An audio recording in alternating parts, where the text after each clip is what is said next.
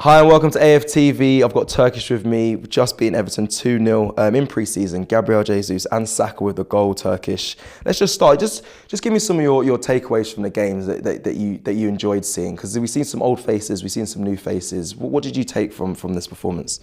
It's only really Saliba and Jesus for me. Yeah. Because pre-season's all about seeing your new signings. I don't take too much from the result, win, lose, draw. Performance, yes. Kind of, yeah. But we've seen in the past, you can have a great pre-season and you go on ahead and have a poor season. You can have a poor pre-season, go ahead and have a great season. We've seen it with Arsenal and other clubs in and around the big six. So I don't take much from it. What I do take is it's nice to see Saliba playing for us. It's nice that he had a good, return, first game back. And I hope that all the hype is real and, he really breaks into the first team fold this season and becomes a regular for years to come. Contract sorted, all of that. And Jesus getting a goal again, obviously, that's what he's here for. First two games, a few goals. Yeah, can't really complain. You seem quite chilled about that, but so you're just not getting carried away? Because Gabriel, listen, there's been two good performances on the bounce. That's, what is it, 3 goals in 2 performances, a couple of assists. Like, are you still getting carried away because it is pre-season, or are you thinking, you know what, deep down inside you, listen, there's something to look forward to, Gabriel? There is 100%. But listen, I've seen Yaya Sonogo bang for us in pre-season, and you know how that one worked out. I'm not saying Sonogo and Jesus, you can't put them in the same sentence. But why I'm saying is pre-season is pre-season. Yeah. And it's nice that he's hit the ground running. Long may it continue, because the season's only a few weeks away. And, I'd love nothing more for him to score against Orlando, score against Chelsea, go ahead in Emirates Cup, get a couple, and then go into that Palace game, fully on form. But really and truly, it's just about bedding in the new signings. It's about seeing them as Arsenal fans. And what we can see is we need more. Realistically, from the Nuremberg game, first half was very poor. It was like night and day.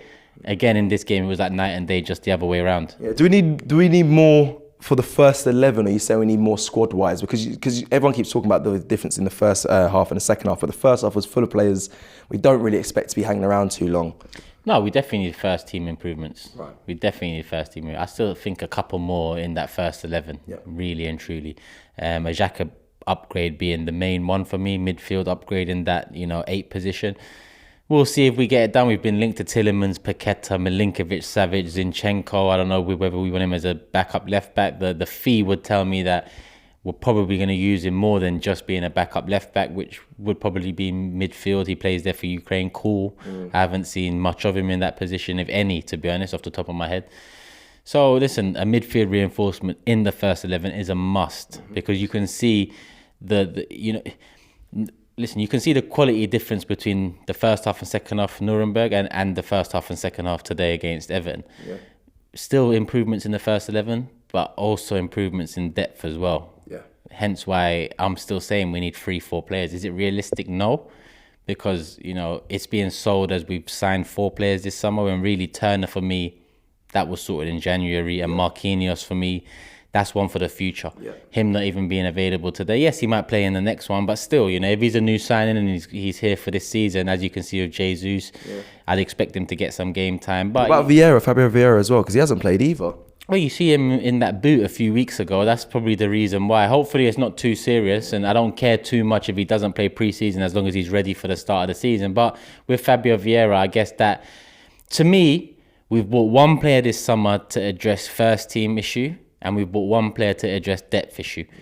It's not enough, because we really needed 3 players into the first 11, and really and truly overall we probably needed another 3 in terms of depth. And I don't mean a 19-year-old from Brazil, I mean real depth.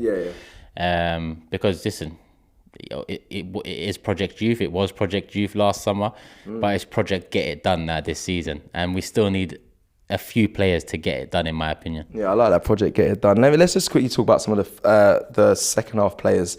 Anyone you'd want to bring forward? Some old faces, you saw Reece Nelson, you saw Hector Bellerin, you saw Maitland-Niles, you saw all these players that we haven't seen in a while, but they're going to be needed at some point in the season. Or you're saying, you know what, clear out, and the Kroenkes or whoever Edu needs to bring in more players. Where are you at? Would you take some of those players back into next season? Because we're going to need some squad depth. Nah, listen, we've already got too many players. I think off the top of my head, 30 players we've got on the books, and that's just including the keepers that we know will be here, which is Ramsdale, Turner, and I guess Hine will be the third choice, whatever. Yeah. But in terms of outfield, you know, even if we get rid of 5 players, we still haven't got room in the 25-man squad to register. So, you know, there's still that issue as well. Yeah. So just clear the books. You know, Maitland-Niles 10 mil, 8 mil, 7 mil, 7 mil rising to 10, whatever, take it. Yeah. You know, Torreira 10 mil, 11 mil, 12 mil, 9 rising to take it. Bellerin 0, take it. I don't care.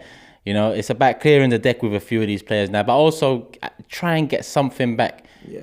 Because at the end of the day, financially, we shouldn't care too much as fans about how much we spend on a player, how much wages, you know, are to be given. But the reality is, we as Arsenal fans need to care, because the lack of care from them over the years, and them being the owner and the board and so on, resulted in the mud we've been in recently.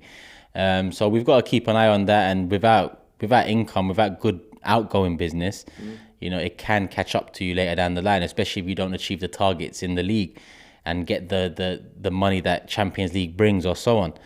So I think, you know, you look at Kroenke's expenditure past few years, you look at the amount given to Mikel Arteta, like I said, it's project get it done now. Yeah. So however you guys want to do it, you know, whatever players you see fit for the process, bring them in. You know, I'm for it, but get it done. Shop for AFTV merch at shop.aftv.co.uk. Subscribe to us on YouTube. Follow us on Instagram, Facebook, Twitter, TikTok, Snapchat, and Twitch. We've got content for every platform, so check it out.